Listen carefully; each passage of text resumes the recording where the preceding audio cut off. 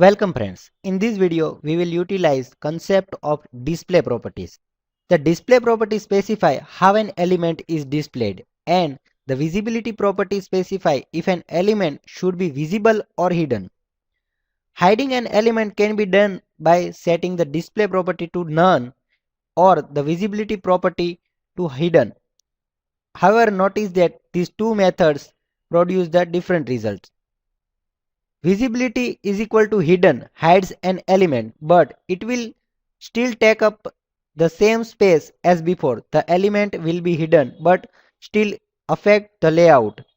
And display is equal to none hide an element and it will not take up any space. The element will be hidden and the page will be displayed as if the element is not there. So let's see this display and visibility property. We have seen difference between display and visibility property. We can set visibility property to hidden to hide an element and display property to none to hide an element.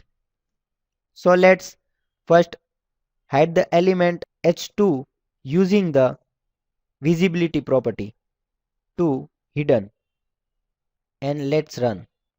We can see h2 element is hidden, which is set by visibility is equal to hidden. Now we will set using the display is equal to none. So write display none and let's run. Reload the page.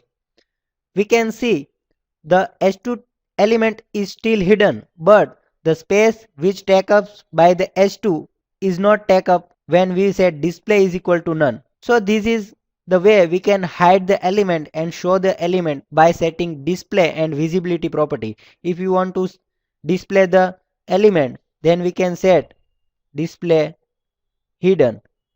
So now h2 element will be displayed. We can see h2 element is displayed when we set display is equal to hidden.